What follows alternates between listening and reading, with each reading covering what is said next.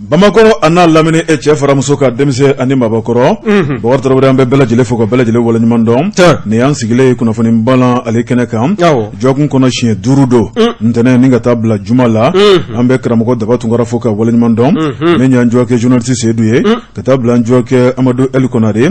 e ni ne ɲɛmaso kɛmɛ ka wakili ta ka dan kan baara in tɛ kɛ maa saba baara kɔ nɛgɛ kɛrɛfɛjuru bɛ Jibi Jakite bolo o tuma an bɛ bɛɛ lajɛlen fo radio minnu b'u ka fiɲɛ tulukala munumunu ka bila jɛgɛfɔ la an b'a fɔ k'u ni ce u ka danaya la da sɛbɛkɔrɔ sɔnsɔnnen bɛɛ politiki kuma adamadenya sabatili kuma Mali yɛrɛ bɛ lombo lanba min na o kuma e ko tɔgɔ di k'a fɔ Jibi y'a ka fiɲɛ bɔ an sen kɔrɔ o bɛ bɛn Namu ne ko bala cogo bɛ di Bakari ne bɛ n tigɛ don soir de Bamako fasiriba n'o ye Laya Jara kalimu taba duma Bakari a ko bandaw cɛ jan cɛmancɛ fanga ɲɛma Bakari Tarawele a na kɛ n'a dimi bɛɛ fasiriba ko ni maa min ye cɛjan bandaw ye Bakari Tarawele i b'a dɔn k'a fɔ a ka sɛbɛ o ka can n'a ka tulonkɛ ye Bakari Tarawele min ye ɲɛmaya min taara k'a d'a ma o tuma a yera k'a fɔ a ka sɛbɛ sira kɔnɔna la Mali bɛ degun mun kɔnɔ Bakari Tarawele a bɛ sɔn ka Mali bɔ ni degunjugu kɔnɔna la sabu min y'a ka kɛwale kɔrɔw ye Bakari hali bi o manja b'a nɔfɛ fasiriba ko a ko bandaw cɛjan cɛmancɛ fanga ɲɛma a ko min ye conseil des ministres tɛmɛnen Bakari Tarawele i b'a ye k'a fɔ jamana masakɛ kɔrɔ n'o ye Ibrahim Boubacar Keita mande masa ale tun kɛmɛ k'a bolo ta ka da maa minnu kan u k'a dɛmɛ baara la maa tan boɲanko Bakari a ye u tigɛ n'u sen ko ka bɔ baara la ni k'u gɛn ka bɔ masakɛ bulon kɔnɔ fasiriba ko a ko ni maa tan in k'u gɛn ka bɔ baara la Bakari Tarawele o ti dɔwɛrɛ ye sabu cɛjan ko ale nana yɛlɛma de kama jamanadenw mago bɛ fɛn minnu na ale nakun y'o ye Bakari ko maa ɲɛda ti lajɛ dɛ baara de bɛ lajɛ Mali de bɛ lajɛ ni maa o maa n'o de tɛ se ka jɔyɔrɔ fa o tuma ko bɛ ta ka bɔ yen fasiriba ko min ye cɛjan bandaw ye Bakari a ye ni jateminɛ kɛ ni maa tan in nɔfɛ Bakari Tarawele a sigi furadama ka na bila bi la min ye yɛlɛma kɔni a y'o hakilina ta sabu malidenw sigilen bɛ ka makɔnɔ fasiriba ko jamana masakɛkɔrɔ yɛrɛ IBK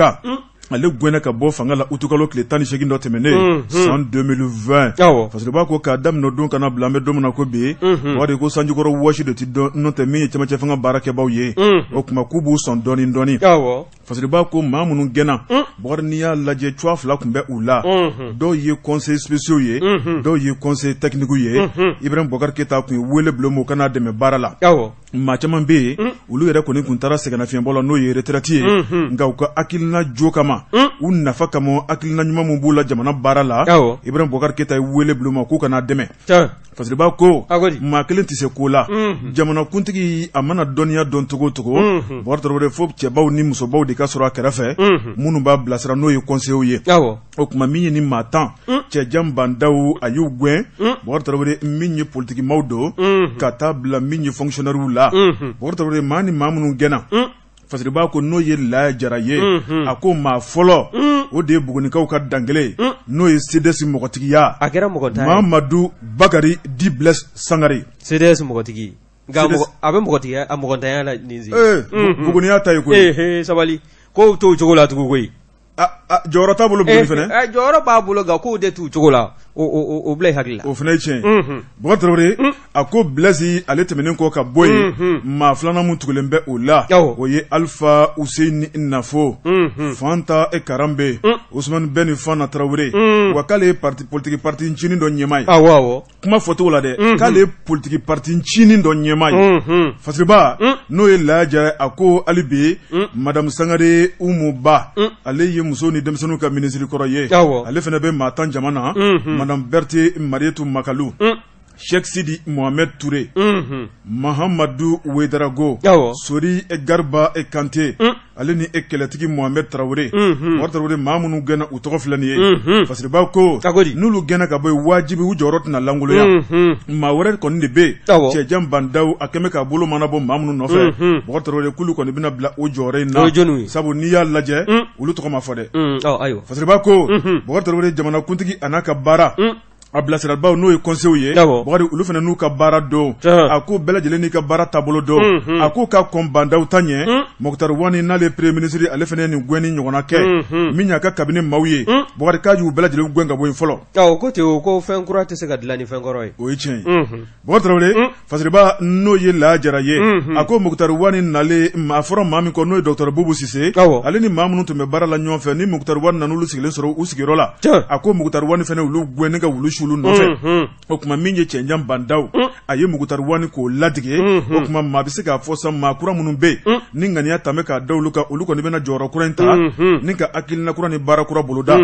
a ko jamana yɛrɛ baara taabolo filɛ nin ye maa kelen tile tɛ diɲɛ laban kunnafoni filɛ nin ye an ye min bɔ Soir de Bamako kɔnɔ Laya Jara ale ka sɛbɛnni don Laya Jara ka fara Soir de Bamako maaw kan bɔ jabata an b'u bɛɛ lajɛlen fo ni ne ye n tɛgɛ don ni sɛbɛn bɛ bɔ sɛbɛn min n'o k'a ma ko Soir de Bamako min ye wulikajɔ ye o yalima an ka cɛmancɛla fanga ye n'a kuncɛ la min ye jamanakuntigiya ɲinili fɛɛrɛw ye kabi sisan o baaraw kɔni b'a la ka kɛ hali n'a sɔrɔla ko caman bɛ u ma dankɛnɛmaya wa ko jɔnni de b'a la k'an ka cɛmancɛla fanga ɲɛmaa danga n'o ye vice président ye colonel Assimi Goïta k'a nɛgɛ ni k'a bila ba falen ka dɛ ɲininkali kɔni bɔ mɛ ka kɛ Laya Jara halisa ale de ka fasiri ye nin ye a y'a jira k'a fɔ min ye Alhaji Ibrahim Boubacar Keïta jamanakuntigi kɔrɔ a ka fanga dafirilen kɔ ka bɛn août kalo tile 18 dɔ ma san 2020 i b'a ye k'a fɔ maa minnu bɛ yen n'olu mako b'o dufa kɔnɔna na n'o ko k'u yɛrɛ kun nin kelen ni nanzarakan fɔlɔ ko opportuniste ko caman de fara an bɛ ɲɔgɔn kan ni ka taa Kamaru an ka cɛmancɛla fanga ɲɛmaa danga nɔfɛ a n'a nɔfɛmaw ka to ka kuma dumanninw kɔni don u tulo la o kɔni bɛ k'a jira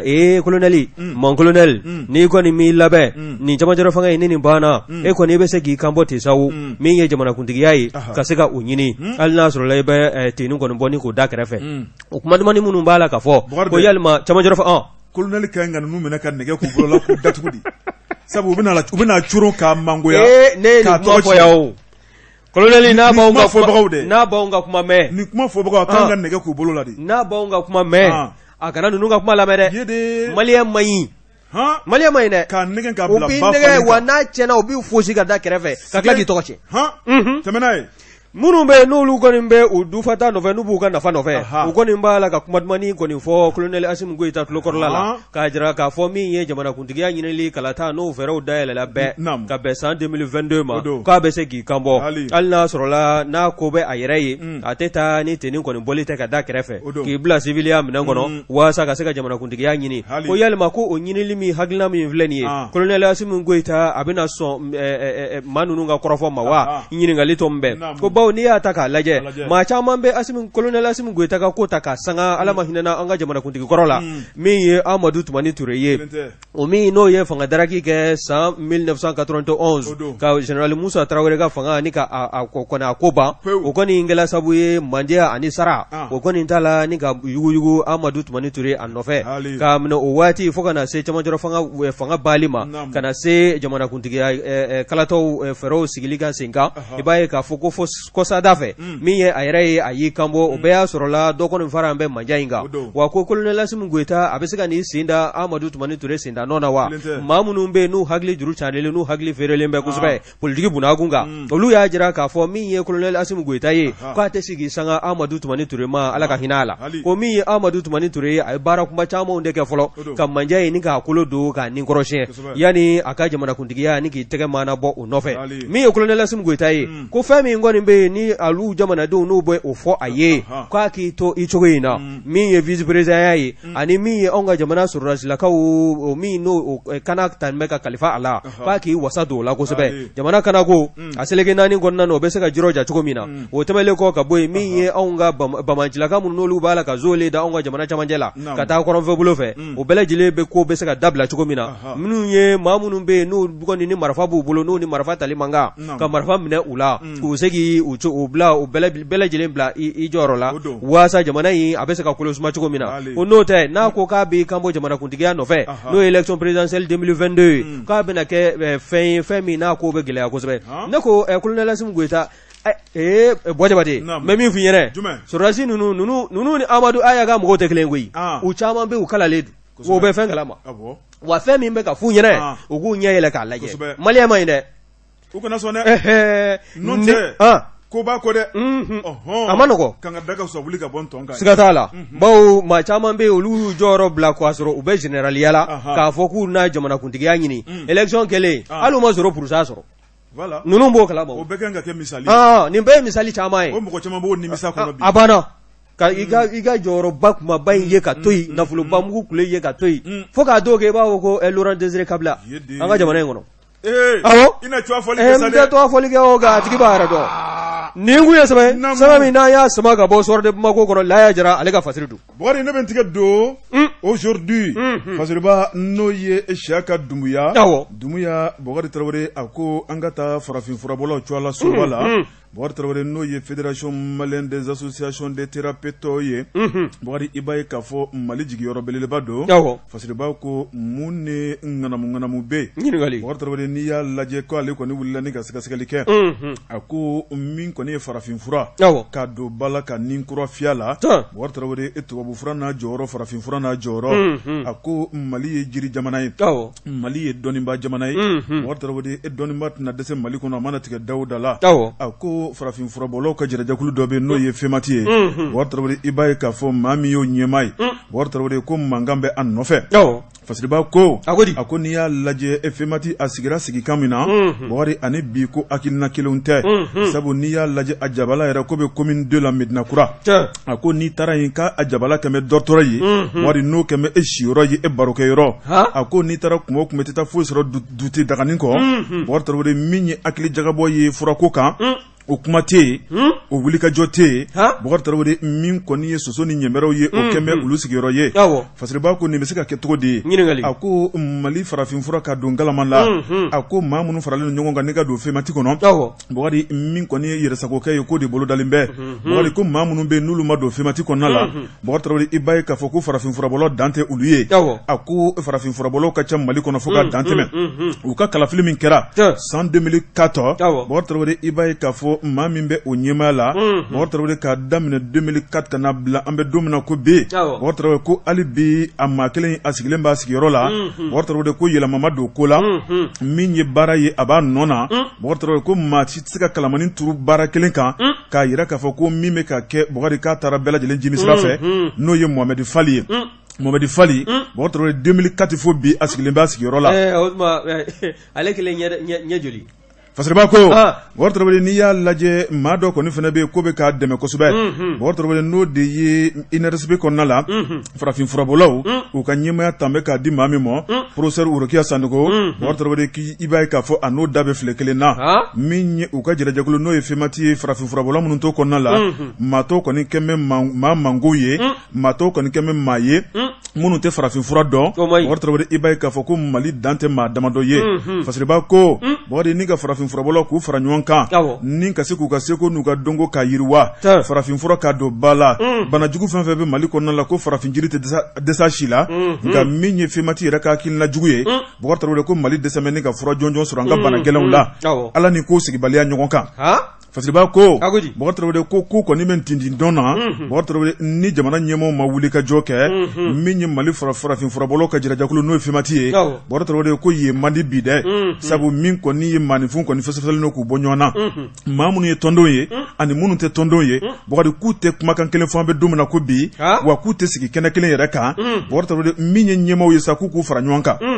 u k'u fara ɲɔgɔn kan u ka sɛbɛnfuraw lajɛ Bɔkari Tarawele fasiriba ko a ko Femati bɛ sigi don min na k'u ye laɲini dɔw kɛ o laɲiniw ye fɛn minnu ye u ka wariko ka se ka fɛsɛfɛsɛ waati ani waati wari minnu bɛ sɔrɔ Bɔkari Tarawele a n'a bɛ taa da minnu fɛ a ko dɛmɛbaa belebelebaw de bɛ Femati la u bɛ wari minnu ta k'a di Bɔkari ko maa si t'a ta yɔrɔ kelen dɔn maa min b'a dɔn ko maa saba don min ye Mohamed Fali ale min ye président ye Bɔkari Tarawele ko a ka secrétaire général Tumani Sangare ale ni u bɛ bila maa min ka ɲɛmaa yɛrɛ kɔnɔ INRSP la n'o ye professeur Worokiya Sanogo ye ko ni maa saba de b'a jate dɔ bɛɛ dɔn ka ban a bara taa professeur Worokiya Sanogo maa min tɛ don ko nɔgɔlen la an kɔni t'a dɔn nin kɛn bɛ cogo min na dɛ Siyaka kɛn bɛ ka sɛbɛnni kɛ yan dɛ n'o don a tɛ don ko nɔgɔlen na dɛ n kɔni b'a dɔn maaw bɛ yɛlɛma fana dɛ ayiwa o fana b'a la o kunun ni bi tɛ kelen dɛ ayiwa kunnafoni filɛ nin ye an ye min bɔ aujourd'hui kɔnɔ Siyaka Dunbuya ale ka sɛbɛnni don Aujourd'hui bawo ka fara Saka Doumbouya kan an b'u bɛɛ lajɛlen fo ne n tɛgɛ don ni sɛbɛn bɛ bɔ sɛbɛn min n'o k'a ma ko Nouvelle Horizon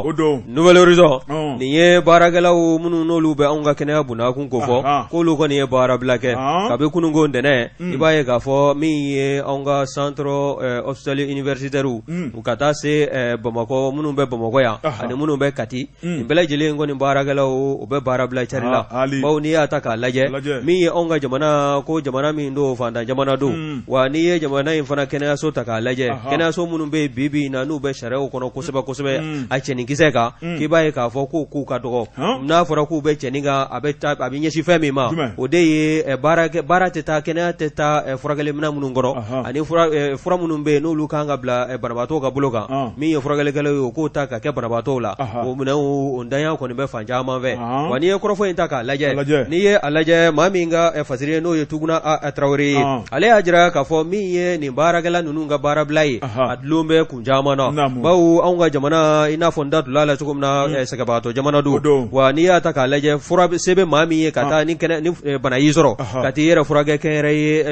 kɛnɛyaso ninnu dɔ la n'o ye clinique ye ani cabinet médical k'o kɔni ko o dagosi ka dɔgɔ kosɛbɛ bawo ni i kamana ganna walima jankɔrɔ y'i sɔrɔ i farisogo la i kan ka taa anw ka nin foroba kɛnɛyaso ninnu de la walasa ka se ka fura sɔrɔ i ka jankɔrɔ la wa n'i ye kɔrɔfɔ in ta k'a lajɛ k'a bɛ waati jan bɔ nin tɛ nin baarakɛla ninnu ka baarabila siɲɛ fɔlɔ ye wa filanan tɛ ko wa k'u ka baarabila bɛɛ lajɛlen b'a dɔn kɔlɔlɔ min bɛ a kɔfɛ kɔlɔlɔ a dagosi ka bon kosɛbɛ ko wele bɛ bila maa min ma ni bi na ni bɛɛ lajɛlen ɲɛ jɔn bɛ o la o de y'an ka cɛmancɛ fanga ɲɛma maa fɔlɔ ye n'o ye Bandaw ye cɛja fo ka taa se anw ka cɛmancɛ fangabulon ɲɛma ma n'o ye premier ministre Moctar Wani fo ka taa se fana anw ka ministre min n'o ɲɛsin b'an ka kɛnɛyako ma n'o ye Docteur Fanta SCB ye ko ni maa saba nin bɛɛ lajɛlen de kan k'u fanga fara ɲɔgɔn kan min ye nin baarakɛla ninnu ka gɛlɛyaw ye fura bɛ se ka ɲini a la cogo min na u ka se k'u fara ɲɔgɔn kan u ka don da kelen fɛ ka bɔ da kelen fɛ walasa min y'u ka gɛlɛya ye hali n'a sɔrɔ la fura ma sɔrɔ a bɛɛ lajɛlen na minnu damadɔ bɛ yen minnu kɔni n'o fura bɛ se ka sɔrɔ joona o fura ka ɲini ka di u ma walasa minnu ye banabaatɔw n'u kɔrɔsigiw ye olu bɛɛ lajɛlen ka se ka nimisi wasa sɔrɔ ko bawo ninnu ka baarabila a bɛ taa wolo fɛn min na o de ye maanifin su caman sɔrɔli ye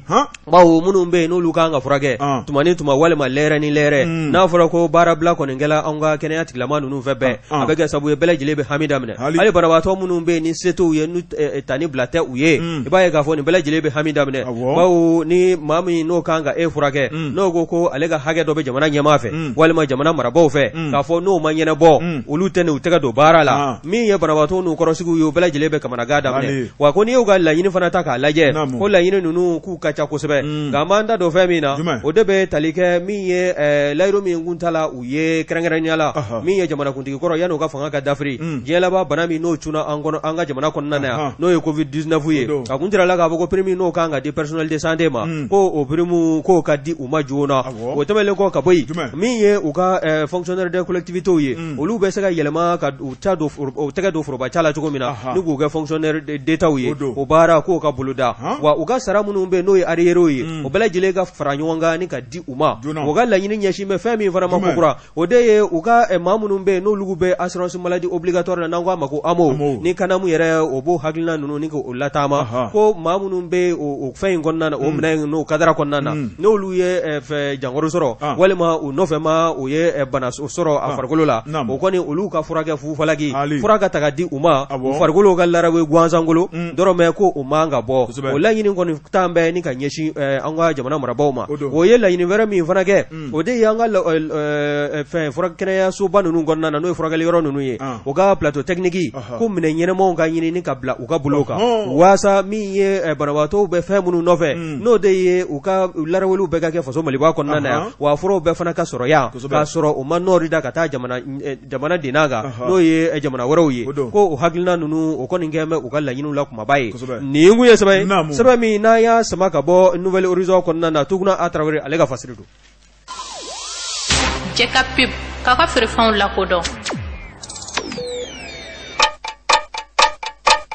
nɛgɛ kanɲɛ 12 sera Bamako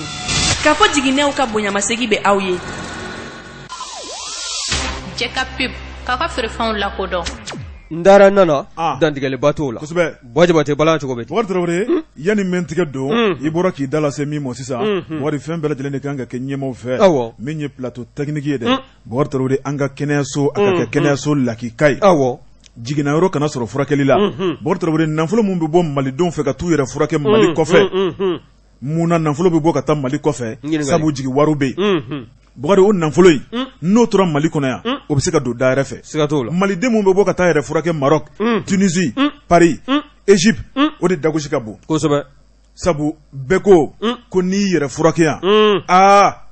o bɛ taa fɔ ko la yɔrɔ yɔrɔ san dɔw tɛmɛna o ye maa dɔ boso ka tila ka ɲinɛ ka bosolikɛminɛ dɔ to a kɔnɔ subhanallah o kɛla dɛ subhanallah n dusu kana bɔ ne tɛmɛ ni sɛbɛn ye o tɛmɛna ye Bɔkari l'indépendant fasiriba n'o ye Ablaye Jara Jarakɛ a ko tuguni e sigi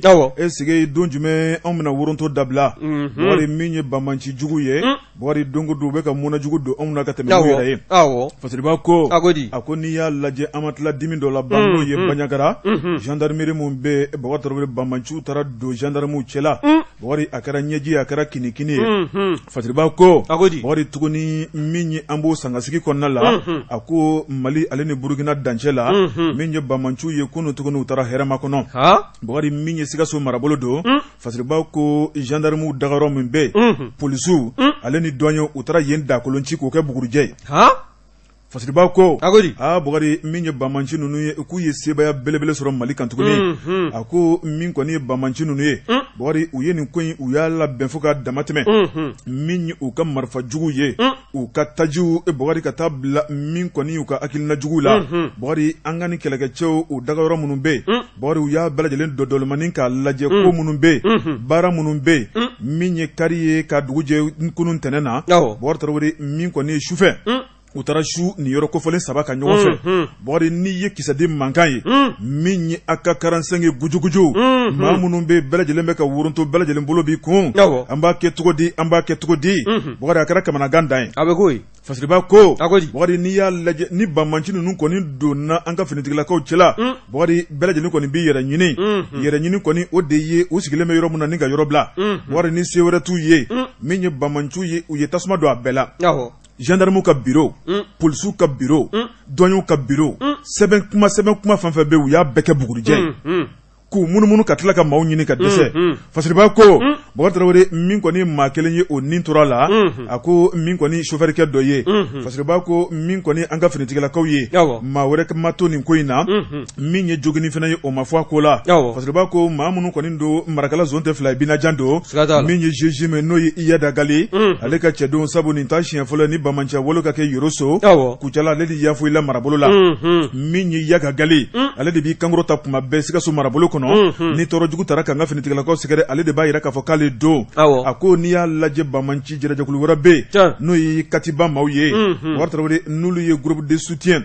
à l'islam ye a ko olu fana dan bɛ a kɛrɛfɛ u bɛ ka jɛni k'u ka danajuguya baaraw k'olu kɛ ɲɔgɔn fɛ Bɔkari Tarawele min y'an ka jamana ɲɛmaaw ye u b'u sɔn banbanciw kɛlɛli la nka hali bi bɛ yen dɛ hali bi dɔ ka fara a kan kunnafoni filɛ nin ye an ye min bɔ indépendant kɔnɔ Ablaye Jara ale ka sɛbɛnni don bon a ka n bɛ min da o kan o de ye an da tula sɛbɛn kɔnɔ ko min na ka tɛmɛ n'o ye colonel Asimu Goyita ye ale de chargé tɛ question de défense la wa jamana bɛ se ka lakana cogo min na ne ko nin t'a ka baara dɔ ye wa a belebele quoi yani ta ɲinin'o ka t'u don a la ka hakili ɲaami k'a k'i ka bɔ jamanakuntigiya ɲini nɔfɛ 2022 a k'i hakili to na ni politique ko ye nin de ka gɛlɛn anw ma o nin ka gɛlɛn dɛ a tala nin de kama poste vice président o tala ka d'a ma a ka se ka nin baara o baara belebele de ye nin ye ka jamana basigi ka jamana lakana wa i b'a dɔn nin kurun in kɔnɔ mobili hakɛ min jɛnna a bɛ mobili 10 bɔ mobili 10 ani kɔ ka bɛɛ kɛ buruburu ye subhanallah wa yɛrɛ k'o lajɛ subhanallah ni dɔw tɛ ka miir'o la halisa o b'a la ko an b'i kɔ dɛ n'i y'i kan bɔ jɔnba la an b'i sigiyɔrɔma b'i kunna minɛ na koyi maa minnu bɛ ka nin kɛ taɲininaw don dɔwɛrɛ tɛ o n bɛ min kɔni fɔ a ye n bɛ taa ni ka segin k'a kan a ka sabali a ka siran maliyɛn ye maliyɛn ma ɲi Bɔkari an kana dusu bɔ a m'a faamu i bolo don a bɛna faamu i bolo don Bojabate ni ne ntega do ni sama bo sama mi no ka mako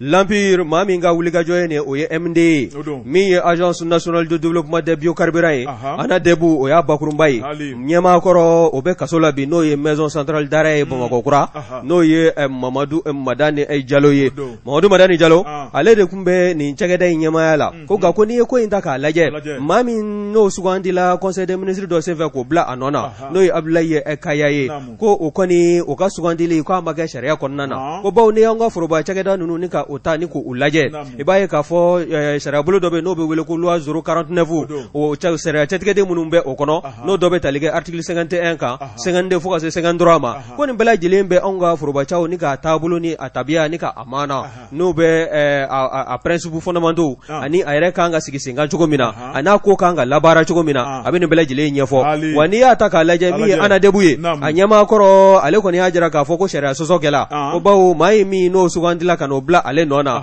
ka bi December galo temele tlemgwa ani saba san 2020 ibaye ka fo ko amaga sharia konnana Abdoulaye Kaya o mi no bla la Mamadou Madani Diallo nona ka haklina naka bara ko koni ka amaga sharia konnana mi ye fasiri ke baye no ye MD ale ajira ka fo ni ye anga sharia bulu ira taka laje ina fonda tulala chukomina la loi 049 o koni o be femi nyefo ko sebe o de ye ko mamanga tani ga blanga furuba chageda nununguna kata soro iblebe blala chageda minguna ko abara na donia ka soro ute ila wa fu gata soro fana ko ye furuba chake bayi no de be fonctionnaire ko fo o kata soro itega dombe furuba chala wa mami no tala ko bla Mamadou Madani Diallo nona no Abdoulaye Kayaye ko koni ko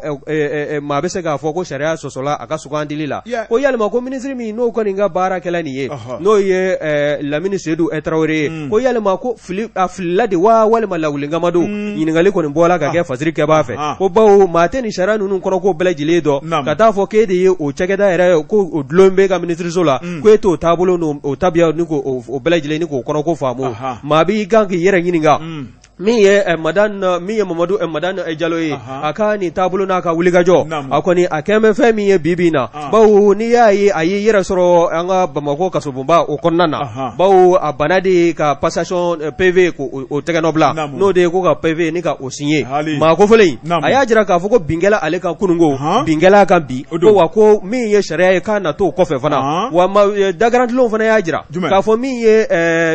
anadebu enyama koronyi no ye Mamadou Madani Diallo ye ani mami no koni tega jike nyo antike chageda yere konnana yana ka gwenga bwa plasila ko de ye atala ka bla chageda nyama yala ka shito samgwa ani segila ko ni ye ashien folo ye mali yere tarigula ni chageda nga sega ni joro mani ni masugu soro ka bla ni joro ina wa kala sabu ye fana mi ani ma dobe no yo ga na fulo tigiye no ye Dauda Edumia ye o koni ya jira ka fo ni dendani o kana ko be na asigale chokoroba tokuna ka fo kana shareo di amano de ka directive dama ko ale te jeni oye ko ngela sabu e bembalia ka bi che ma ko fole in sugandi do kana bugo bila fuga na ke agwena ka boy ka asamakata bla ka so mba ko nana ko ni akembe bembalia ye ani Dauda Dumya ni nyanje bawo Dauda ya jira ka fo mi ye Madani Diallo ye Mamadou Madani Diallo ko mado mami na dungana mungana muna wa mi ye wuliga jo yo ko ni sabati mba ka soro na lido mba ove wa sa mi ye fien boda o ka se ka di ama no ye liberté provisoire o ko ni blambe ka ni marsikalo le duru kono yale Mamadou Madani Diallo abena blawa ngali tombe atina blawa ngali bombe kake mi ye fasiri ke baye ale ko ni ajira ka mana tike Dauda dala korofoto ando ga fasiri ni go dala bo doka ni ngu ye fasiri mi na ya sama ka bo lampiru konnana MD ale ga fasiri Bwari ambe fasiri ke bafo bwari trawre minye arajo jega foye bwari anison dialendo sabu ni manifin tuguri ko mama na foki ka bara tabolo kadaye mama na foki mana wuli shu imana wuli kle bwari trawre abe wuli nofe bwari ninga ton sigi ka tokoda jega fola group WhatsApp jega fo bwari aminye atondo ye bwari ukeme ka dana taka dama sabaka unana nga kuma so inkono nga ubololongolo mana ube nison diala on gira fina bi nison diala bwari trawre ambe kuma duma o bismillah aw ninyanguma saha bismillah saha ebi ira ngalla mi balo ha aywa le to sokona kuate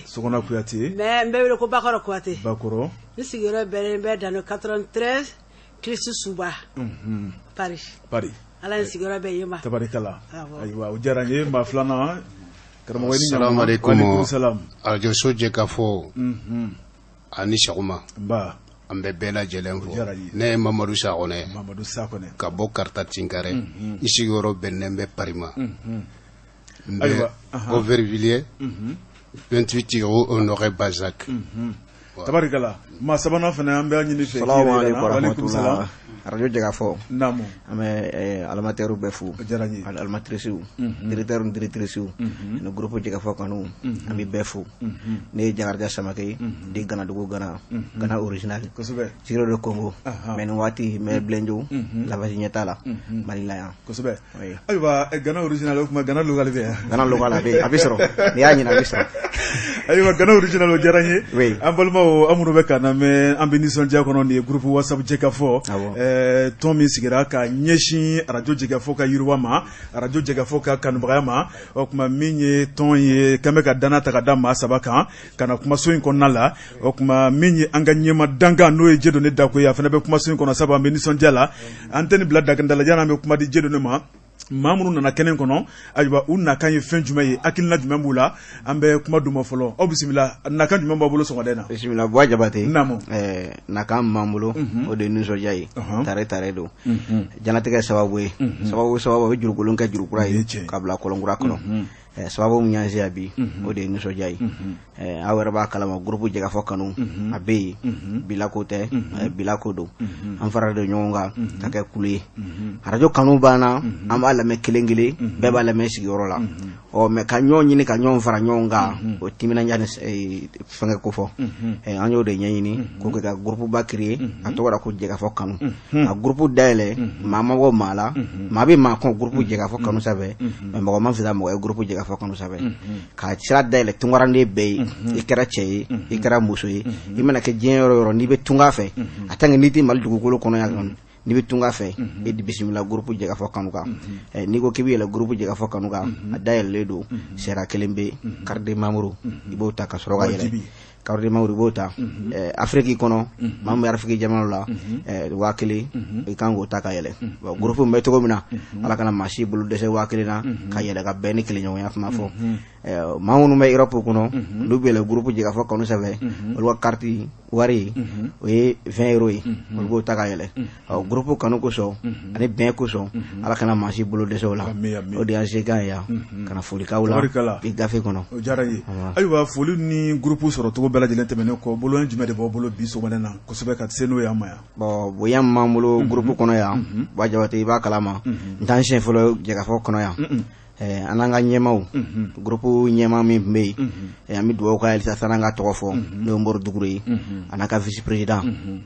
waati dɔ la u ye fiɲɛ b'u senkɔrɔ ka na bɔ radio so la yan ka yaala yaala ka radio kɔnɔnaw lajɛ ka yɔrɔ degunma yɔrɔw lajɛ min bɛ kɛ degun dɔɔnin baara kɔnɔ u ka taama taamaw kɛ hakilina min dir'u ma o de ye mansinko ye o de ye défaut dɔɔnin tun bɛ yen o défaut min bɛ yen président a y'a minɛ a bolo fila la k'a da dusu la o n'Ala sɔnna n'Ala m'a ka jɔnya yira na mansiko k'a bɛ woloma Ala nana to nala Ala ye président miniji dɔgɔya nka groupe ma ci a kɔfɛ groupe ma ci k'a taara Ala y'a miniji dɔgɔyali min kɛ an bɛ dugawu kɛ Ala ka hinɛ a la Ala ka yafa k'a ye Ala ka dayɔrɔ suma a taara ka bɛn jɔn ɲɔgɔn cɛ yan an b'a ɲini Ala fɛ Ala k'o kɛ hɛrɛ an ye an bɛ bɛn kelen kɔnɔ yan an tor'o la an nana ɲɛmɔgɔ kura sigi n'o an ka filamuso cɛnin ye filamuso minɛntigi n'o Fatumata Togodo ye a bɛ président ɲɔnɔrɔbila kɔ kabi a kɛra président nɔrɔbila ye don min o y'a sɔrɔ président baara min bɛ président bolo radio Jagafo kanu yɛrɛ kɔnɔ yan a y'o baara soutenir k'a baara bɔ a sira fɛ n'o ye mansinko ye a sigili san kelen tɛmɛna an y'a fɛti kɛ san kelen tɛmɛli kɔnɔ a ko nin ye min ye sisan baara min bɛ yen ne président tun y'a bolo dɔ la n'o ma kuncɛ Ala b'o tɔ kuncɛ n'o ye mansinko ye k'a fanga kɛra ordinateur 3 ye nin waati ka na n'o ye Jagafo kanu la k'o ye ko daminɛ ye o tɛ ko laban ye tabarikala aw da kan ka di kojugu don o don a kana bɔ n ye aw na kan ka di kojugu k'o minɛ ten k'o ti ban ko o ka dɔgɔ dɛ kosɛbɛ surtout a yɛrɛ min kɛ surtout radio yɛrɛ bɛ min kɛ min na tungarandenw quoi an b'a lamɛn kelen kelen hali ni dimini don ni arajo bila jɛgɛfɔ la i nisɔndiya sɔrɔ ni kunnafoni jɛn n'i y'a bila jɛgɛfɔ la i n'o nisɔndiya sɔrɔ kunnafoni kolon mana sɔrɔ yɔrɔ fɛ n'i y'a bila jɛgɛfɔ la n'a kunnafoni ɲuman sɔrɔ ka bɔ kolon in na o nisɔndiya kama an b'o sira de kan yan an bɛ kuma bila yen sagotigi ala aw na kan ka di kojugu don o don an bɛ dugawu de kɛ a kana bɔ an ye diɲɛ ma don o don dayɛlɛlen bɛ aw ye Sako ordinateur saba bolo kɛr'o la ka na n'o ye ayiwa aw yɛrɛ bɛ cogo di sisan aw ni ɲɔgɔn cɛ baara ɲɔgɔnya la aw bɛ ɲɔgɔn ye cogo di aw bɛ kumaw falen falen cogo di alhamdulillah an ye ala tanu jɛgɛfɔ groupe min bɛ France ala ko tiɲɛ hɔrɔnya b'u golo la sabu ni hɔrɔnya bawra manifin golo la hɔrɔnya bɛ tiɲɛ i bolo silamɛya bɛ jɛn i bolo diɲɛ ko bɛɛ lajɛlen bɛ jɛn i bolo Fatumata Abu Torodo Tijani Marko a ye jɛɲɔgɔn bɔ mama de ka numéro bɛ sitin kɔnɔ France ye an bɛ ni ne kunkolo ye n dimi bɛɛ kunkolo b'a dimi ni ne sen de ye n dimi bɛɛ sen b'a dimi ko tin b'aw ni ɲɔgɔn cɛ kosɛbɛ a dabɔra min kama kanu dan yɛrɛ de don jɛgɛfɔ min filɛ nin ye ni ne b'a kɔnɔ n y'a kanu depuis ma se yan mais n ye fulamuso n'a ka jama ye dɔ min a ko Mamadu Sakɔnɛ ne t'i don i ka sɔn filɛ hɔrɔn n'a ka jali nana ka jali wɛrɛ sɔn o ye yɛrɛdɔn dɔ ye wale sodon ni falidon tɛ kosɛbɛ awa jɛgɛfɔ an b'aw fɛ fo saya tabarikala an yɛrɛ b'aw fɛ fo saya ni diyara ye an ka ɲɛmaa bɛ kɛnɛ kan Jedone n'i ko nisɔnbagatɔ ma k'a ka tasuma fifa n'a ɲɛji m'a faga daji b'a fa ayiwa i bɔra ka kunnafoni mɛn sisan Gana originali ayiwa k'u nakan ka di ordinateur den 3 ka n'o di an ma ayiwa ko ye ncini ye n ko ncini tɛ dɛ nin ye belebeleba ye ayiwa e ye ɲɛma dankan ye maa ka wuli ka na ni bonya kɛ arajo ye ayiwa i bɛ mun fɔ ka ɲɛsin u ma merci beaucoup groupe Jɛgɛfɔ Kanu c'est vrai depuis à créer mais c'est qu'à fond maintenant à radio barala mais à groupe Jɛgɛfɔ Kanu ɲɔgɔn na ye madame c'est vrai avant eux on y a groupe chama soro qui vient de l'extérieur un radio chama que ça n'a se Jɛgɛfɔ la mais olu ka groupe ɲɔgɔn na ka ye ka amacha madin gaye mais c'est qu'à fond radio barala ça fait des années maintenant madin gaye kada principe sabaka principe follow yemi et depuis groupe ingréara madin ga meku mangambu ni ɲɔgɔn cɛ u bɛnnen don u bɛ communiquer entre eux et déjà u ye koba ye et puis groupe créera ni esprit min n'o ye Jɛgɛfɔ yɛrɛ esprit an ka sigi ka kuma an ka sigi ka fɔ parlons ensemble mieux dit donc esprit kelen de b'u animer jusqu'à aujourd'hui et sabanan ye min ye c'est vrai k'u ka principe dɔ la n'o bɛ fɔ ko ka cahier de charge kɔnɔ et radio dɛmɛ fana b'a la et depuis qu'u créera jusqu'à aujourd'hui radio Jɛgɛfɔ kungo mana wuli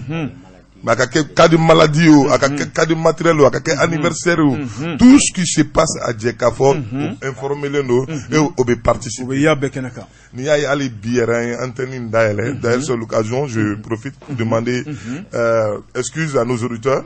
c'est vrai on a fait une entorse au programme c'est parce que nous sommes très contents et on veut vraiment remercier ce groupe Kosubé et en tant que nous on voulait profiter de cette occasion car là vraiment on est très contents de c'est l'un des meilleurs groupes vraiment qu'on a jamais connu et pour dire que vraiment Obi Kumabé on a besoin d'eux, ils sont là ils sont toujours là ils sont pour nos côtés et puis particularité qu'elle a mis Jɛgɛfɔ est mis mi mandenga ke radio barala mi mandenga ke radio kula oui ka groupe yere ka émission doom ils ont leur propre émission et puis en plus ce qui est encore impressionnant au lieu de bouka émission animée couteau français couteau estureur couteau studio Tchername Tcham mais par la force des choses la magie avec les nouvelles technologies donc c'est tellement facile au couteau français au bouka émission animée et en plus pour te dire que c'est un groupe très sérieux depuis qu'on y a émission d'aminé ça fait des mois maintenant on mat lesquelles émissions Madeninga lesquelles émissions Madeninga donc tout ça demande du sérieux du groupe, ça demande que c'est des gens qui sont soudés, ça demande que c'est des personnes sages qui sont dans le groupe. Si vous voyez que moi-même personnellement au nom de la directrice de la radio je suis venu quand un micro tako vraiment et je profite au nom aussi parce qu'il y a une réunion là-bas et on a eu occasion sur le groupe donc on a eu occasion sur le groupe donc au nom des actionnaires de la radio et au nom du PDG national d'Amélé Salim Kamara et Ablaye Traoré Chaka Faini vraiment en bas fou et merci pour tout ce que vous faites pour nous et groupe président Fana Traoré ma fou et puis faut lui créer Fana oui jago même pas poigné ni ma te dino ga ko dire mo ko o wajibi wajibi maman madame Camara no wajibi voilà vraiment elle a c'est une dame malheureusement tout le monde fait situation Marco nana dimi parce que je cherche mon point vraiment je donne à Jaranye ami fo nyema so bela jelen togola e mamunu fana na no ye groupe Jegafo Kanu yamba bela jelen fo nga antuna se ka wuli aywa fo iki kangorota fiki kangorota aywa ikeme ka jumen la ben Jegafo ye bi akani tonduma ko nala Jegafo lamelikalo clubi kana micro bi bolo ni ko nyagalo ba ka ma ka tasma fa la daji ma fa anu ji ma fa neche anna me fanfa be ni ngal do ro sakara parce que jaben kibara ana mara ba amara mi da kare wo sakara wallahi jaraje wallahi donc nga flamso fanga ko jumando bada flamso fasala dori o do ala saga 600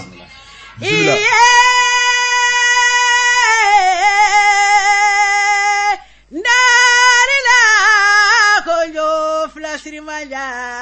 fanga afuba flaboro me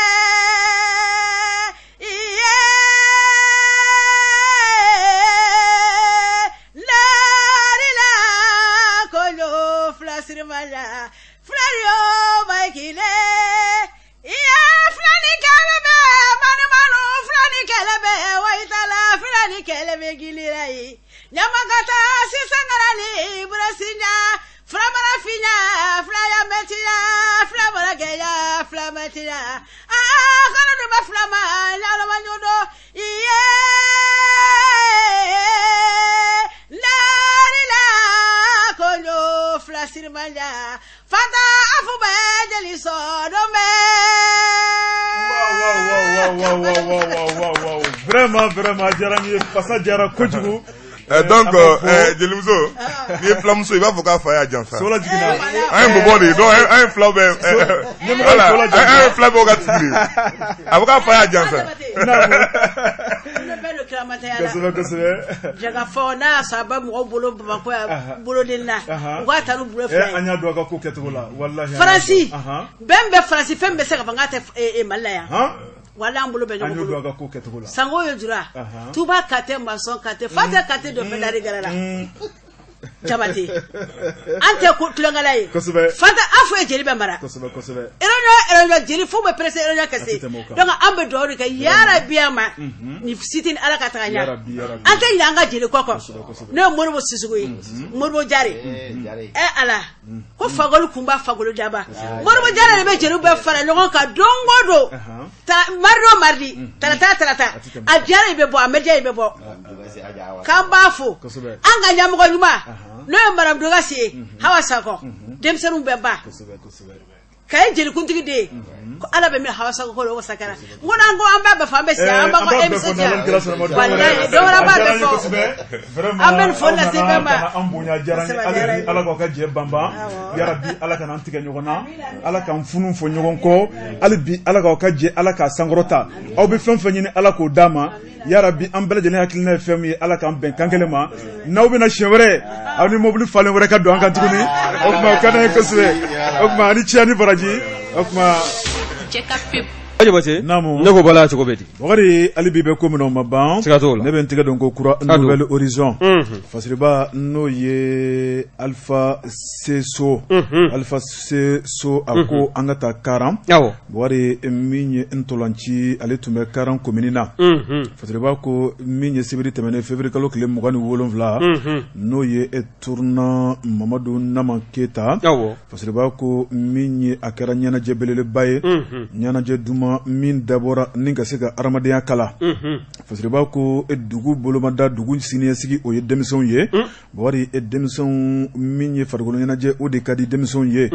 ni ka se k'u bila farikolo ɲɛnajɛ baara la waati kɔnɔna la u bɛ ɲɔgɔn ye hakilinaw bɛ falen falen bawari min ye futinɛ minnu bɛ dusukun kɔnɔ o bɛ basi bawari furukufuruku min bɛ maaw ni ɲɔgɔn cɛ o bɛ taa ka bɔ yen kelenya ni badenya bɛ maaw ni ɲɔgɔn cɛ a ko hakilina yi a nacogo filɛ nin ye maa min y'a kɛ a ko Bokari Tarawele n'o ye Mamadou Naman Keita a ko bɛɛ lajɛlen kɔni kan ka bolo nɔ bila k'i ka dugu la wari i bangera dugu min na i bɔra yɔrɔ min ye i man ka ɲinɛ yen kɔ abada yanni i ka taa ko 100 kɛ yɔrɔ wɛrɛ la i ka dugu ye min ye ni Ala ye fataw k'i ye wari k'i kan k'i kɔfilɛ yen na i ka se ka min kɔni ye fɛn to fasiriba ko a ko a kelen ma taa sabu sibiri don bɔri min y'u ka terrain municipal a fara b'a fɔ ko dakɔnɔ ɲi min ye ntolanci tɔn fila kun bɛ ɲɔgɔn na n'o ye tout puissant ale ni dɔnba Bokari Tarawele i b'a ye k'a fɔ ntolanci yɛrɛ dɔrɔn tɛ dɛ maanifinw ye ɲɔgɔn min sɔrɔ jama min bɔra i b'a fɔ ko kɔnɔkulu bɔri o jama in dɛ a ko de hɛrɛ yɛrɛ ye Bokari ni jama sɔnna ko ma bɔri ko in Ala bɛ o fɛ Bokari Tarawele jama mana fɔ k'a tɛ ko la bɔri ko Ala t'o ko yɛrɛ la fasiriba ko min ye Mamadou Naman Keita ye ani maa minnu taara ɲɔgɔn fɛ wari min ye directeur général du conseil d'ingénierie et de recherche d'appliquer n'o ye sira ye Seydou Mamadou Kulubali o tun b'a ka délégation na et président de la chambre de commerce de Sikasso Abdoulaye Diawara Blokiso min ye directeur général de l'entreprise générale la Mamadou Konate EGK et président du conseil des cercles de Kangaba Bokari Tarawele ni ka taa bila maa kologirin caman wɛrɛ la a ko min ye Karan commune maire ye wari ka fara a ka conseil kan min ye dugu denmisɛnkuntigiw ye ka fara musow kan nin bɛɛ lajɛlen tun bɛ kɛnɛ kɔnɔna la badenya ani kelenya wari ko maa si ma gagné maa si ma perdu a ko denmisɛnninw olu de ka sebaya o ye san sɔrɔ fasiriba ko a ko Mamadou Naman Keita ale yɛrɛ kɔni ye kuma ta Bokari Tarawele a ye bɛɛ lajɛlen fo équipe fɛn fɛn yira nin tournée in kɔnɔna la a ko nin bɛna kɛ waati ani waati sabu a y'a ye k'a fɔ a ye ɲagari min don dugu kɔnɔna la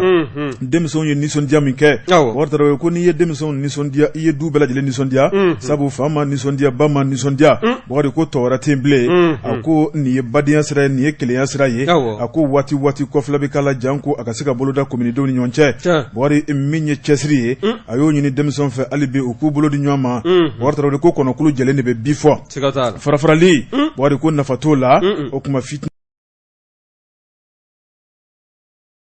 Bokari min ye directeur général du conseil d'ingénierie et de recherche d'appliquer n'o ye sira ye Seydou Mamadou Kulubali o tun b'a ka délégation na et président de la chambre de commerce de Sikasso Abdoulaye Diawara Blokiso min ye directeur général de l'entreprise générale la Mamadou Konate EGK et président du conseil des cercles de Kangaba Bokari Tarawele ni ka taa bila maa kologirin caman wɛrɛ la a ko min ye Karan commune maire ye wari ka fara a ka conseil kan min ye dugu denmisɛnkuntigiw ye ka fara musow kan nin bɛɛ lajɛlen tun bɛ kɛnɛ kɔnɔna la badenya ani kelenya Bokari ko maa si ma gagné maa si ma perdu a ko denmisɛnninw olu de ka sebaya o ye san sɔrɔ fasiriba ko a ko Mamadou Naman Keita ale yɛrɛ kɔni ye kuma ta Bokari Tarawele a ye bɛɛ lajɛlen fo équipe fɛn fɛn yira nin tournée in kɔnɔna la a ko nin bɛna kɛ waati ani waati sabu a y'a ye k'a fɔ a ye ɲagari min don dugu kɔnɔna la denmisɛnw ye nisɔndiya min kɛ Bokari Tarawele ko n'i ye denmisɛnw nisɔndiya i ye du bɛɛ lajɛlen nisɔndiya sabu fa ma nisɔndiya ba ma nisɔndiya Bokari ko tɔ wɛrɛ tɛ yen bilen a ko nin ye badenya sira ye nin ye kelenya sira ye a ko waati kɔfɛla bɛ k'a la jan ko a ka se ka bolo da kominidenw ni ɲɔgɔn cɛ Bokari min ye cɛsiri ye a y'o ɲini denmisɛnw fɛ hali bi u k'u bolo di ɲɔgɔn ma Bokari Tarawele ko kɔnɔkulu jɛlen de bɛ bi fɔ farafarali Bokari ko nafa t'o la o kuma fitinɛ banbali nafa t'o la Bokari sɛbɛ cɛsiri wuli ka maa kofɔlen n'o ye Mamadu Fɔnba ye ale sigila Kula o commune rurale o maire o ɲɛmaaya la wa n'i ye kɔrɔfɔ in ta k'a lajɛ ko n'i ye Kula yɛrɛ ta k'a filɛ a bɛ Bananba mara de kɔnɔna na ni ye maa kofɔlen ye bɛɛ lajɛlen b'a dɔn ni a ka ŋanamu ye bɛɛ b'a dɔn n'a ka dugukolo yurugu ye maa kofɔlen n'o ye Mamadu fɔnba ye fɔnba n'i y'a tɔgɔ fɔ bɛɛ i ye ŋanamu fɔ fɔnba n'i y'a tɔgɔ fɔ i ye kalabanciya fari dalen i y'o fɔ maa kofɔlen a kɔni bɛɛ lajɛlen bɛ kula kɔnɔna na bibi na cɛ ni muso denmisɛnnin maabakɔrɔ i b'a ye k'a fɔ bɛɛ lajɛlen kɔni kɛn bɛ k'u tɛgɛ bila o da ni ka a kin mɔnɛ ta kini fɛn min ko bi n'i ye maa in ta k'a lajɛ a bɛ dugu min kunna min ye an ka togoda 30 bɔɲɔgɔnko ye ka taa se an ka bugudaw ma nin bɛɛ lajɛlen de fara an bɛ ɲɔgɔn kan ka bila kula commune rurale o kɔnɔna na wa n'i y'a lajɛ fana nin yɔrɔ kofɔlen a sinsin bɛ fɛn min kan o de ye cikɛ ani baganmara ye madama min ye Mamadu Fɔnba ye ale nisɔndiya sabu fa ma nisɔndiya ba ma nisɔndiya bakari ko tɔ wɛrɛ tɛ bilen a ko nin ye badenya sira ye nin ye kelenya sira ye a ko waati kɔfɛla bɛ k'a la jan ko a ka se ka boloda kominidenw ni ɲɔgɔn cɛ bakari min ye cɛsiri ye a y'o ɲini denmisɛnw fɛ hali bi u k'u bolo di ɲɔgɔn ma bakari tarawele ko kɔnɔkulu jɛlen de bɛ bi fɔ farafarali bakari ko nafa t'o la o tuma fitinɛ banbali nafa t'o la bakari sɛbɛ cɛsiri wuli ka maa kofɔlen n'o ye Mamadu Fɔnba ye ale sigila kula o commune rurale o maire o ɲɛmaaya la wa n'i ye kɔrɔfɔ in ta k'a lajɛ ko n'i ye kula yɛrɛ ta k'a filɛ a bɛ Banamba mara de kɔnɔna na min ye maa kofɔlen ye bɛɛ lajɛlen b'a dɔn ni a ka ŋanamu ye bɛɛ b'a dɔn n'a ka dugukolo yurugu ye maa kofɔlen n'o ye Mamadu Fɔnba ye Fɔnba n'i y'a tɔgɔ fɔ bɛɛ i ye ŋanamu fɔ Fɔnba n'i y'a tɔgɔ fɔ i ye kalabanciya fari dalen i y'o fɔ maa kofɔlen a kɔni bɛɛ lajɛlen bɛ kula kɔnɔna na bibi na cɛ ni muso denmisɛnnin maabakɔrɔ i b'a ye k'a fɔ bɛɛ lajɛlen kɔni kɛn bɛ k'u tɛgɛ bila o da ni ka a kin mɔnɛ ta kini fɛn min ko bi n'i ye maa in ta k'a lajɛ a bɛ dugu min kunna min ye an ka togoda 30 bɔɲɔgɔnko ye ka taa se an ka bugudaw ma nin bɛɛ lajɛlen de fara an bɛ ɲɔgɔn kan ka bila kula commune rurale o kɔnɔna na wa n'i y'a lajɛ fana nin yɔrɔ kofɔlen a sinsin bɛ fɛn min kan o de ye cikɛ ani baganmara ye madama min ye Mamadu Fɔnba ye ale min ye kula commune n'i tɛna ci kɛ sanni dugu cɛ n'i y'a mɛn i bɛ mɔni fɛ n'i y'a mɛn i bɛ baganmara fana kɛ fo ka taa sɔrɔ dugukolo de bɛ bin falen b'a kan ni o dugukolo bɛɛ lajɛlen feerela k'i ka dugukolo jagoya sama ka b'i bolo walima k'i ka foro sama ka b'i bolo k'a feere ko san tɛ fi kuma tɛ sanfiɲɛ ka wuli Mamadu Fɔnba ale ka wuli ka jɔ ɲɛsin bɛ o ma n'i ye a tɔgɔ fɔ bɛɛ lajɛlen kɛrɛfɛ kula commune rurale kɔnɔna na bɛɛ lajɛlen b'a fɔ ko ko maire dugukolo ŋanamuna in na wa ko de kɔni ye Mamadu Fɔnba ye an bɛ dumuni dɔ ko bi wa a tɛgɛnkɔni sin bɛ a la min ye fasirikɛba ye n'o ye Saka Zulu ye ale kɔni y'a jira k'a fɔ min ye Mamadu Fɔnba ye an ka cɛmancɛla fanga ɲɛmaw n'o ye k'a minɛ an ka président na n'o ye cɛmancɛla fanga ɲɛma ye n'o ye Bandaw ye Cɛja ka taa se an ka ministres ka ɲɛma ma n'o ye Mokhtar Wani min ye ministre de l'administration territoriale ani ministère des domaines k'olu sigi bɛ ka mun kɔrɔ ni cɛ kofɔlen in kɔrɔ la bawo a b'a la ka baara min kɛ a bɛ kɛ sababu ye ka dugudenw bila ɲɔgɔn na ka futinɛ wuli dugu kɔnɔna na an bɛ futinɛ dɔ da la o tasuma an b'a la ka ji de ɲini k'o faga o ma faga fɔlɔ ale b'a la ka dɔ fara a kan ko i ka da bɛ ka fa fɔ sɔ bɛ ka da fara ko ale b'a la ka dɔ wɛrɛ ko ni ka fara a kan min ye Mamadu Fɔnba ye bibi na fasirikɛba y'a jira k'a fɔ waleya jugu ni taabolo ni juguya caman bɛ a nɔka waati ni don natɔw kɔnɔna na an n'o kɛ fasiri ye ni k'o dalɛma b'o tulo kan nin kun ye sɛbɛn min n'an y'a sama ka bɔ lanbiri kɔnɔna na Saka Zulu a ka fasiri wari an bɛ Saka Zulu fɔ o tuma ko a ka k'a cuama ɲɔgɔnna ye min ye Sud-Afrique kɔnɔna ye wari bita ye an b'o bila yan wari a bɛ faamu o tuma an tun bɛ nisɔndiyala sabu groupe jɛgɛfɔ kanu wari k'u sen b'u kɔnɔkɔrɔ ka na an bonya wari an bɛ waleɲumandɔn foli ta ka ɲɛmayaso sɛgɛrɛ ni k'u ka tɔndenw bɛɛ lajɛlen sɛgɛrɛ ko ni cɛ ko Ala ka bila u ka minjani na manito wari yan'an ko don ɲɔgɔn na nin ye foli ni tanu an b'o ta ka dɛrɛ n'o ye chef d'escadron Lasine Tamba Keta commandant groupement Bamako ka in kɔnɔna la dankɔrɔba in lakana baara jamana in kɔnɔ wari a kɛmɛ k'o juru a jɔyɔrɔ yela kosɛbɛ a jɔyɔrɔ yela wari o fɛn ma tigɛma ka bɔ yen min ye an bɛ taa bila mara la min ye radio Fafeke a directeur de programme n'o ye cɛ jan cɛ jɛma an bɛ Elhadji Bɛn Ɲare fo Zenith Eri ale ɲɛmaaba a den Batoma ka mun kɔrɔ ni cɛ kofɔlen in kɔrɔ la bawo a b'a la ka baara min kɛ a bɛ kɛ sababu ye ka dugudenw bila ɲɔgɔn na ka futinɛ wuli dugu kɔnɔna na an bɛ futinɛ dɔ da la o tasuma an b'a la ka ji de ɲini k'o faga o ma faga fɔlɔ ale b'a la ka dɔ fara a kan ko i ka da bɛ ka fa fɔ sɔ bɛ ka da fara ko ale b'a la ka dɔ wɛrɛ ko ni ka fara a kan min ye Mamadu Fɔnba ye bibi na fasirikɛba y'a jira k'a fɔ waleya jugu ni taabolo ni juguya caman bɛ a nɔka waati ni don natɔw kɔnɔna na an n'o kɛ fasiri ye ni k'o dalɛma b'o tulo kan nin kun ye sɛbɛn min n'an y'a sama ka bɔ lanbiri kɔnɔna na Saka Zulu aga fasiri bori ambe shaka julu fo o kuma ko akaka chwama nyogona ye minyi South Africa konna ye bori bitay amo blaya bori abi famu o kuma amkume nisonjala sabu e grupo jega fo kanu bori ku sembu kono koro kana ambunya bori ambe wolo nyimandon folita ka nyema so sigara ningu ka tondo bela jelen sigara kuni cheku alaka blo ka minjani na manito bori yana man ko do nyogona ni e folini tanu amo taka dare no chef d'escadron Lassine Tamba Keita commandant groupement Bamako ka en konna la dangoroba lakana bara jamana en kono wari akeme ko juru ajoro yela ha wallahi ajoro yela wari mo fama tege magaboy menye ameta bla marala menye radio Fafeke directeur de programme no ye Tchedjan Tchedjema ame la jobe nyare fo zeniti eri alenyama ba adem batoma kayatu chef délégation judiciaire 7e arrondissement amanyine major de police Gaussou et Dialoko section carte d'identité 7e arrondissement min bela jilefu bori amen bela jilefu kurafuni telema min boranga nyama sola secrétaire permanent de la réforme domaniale et foncière au Mali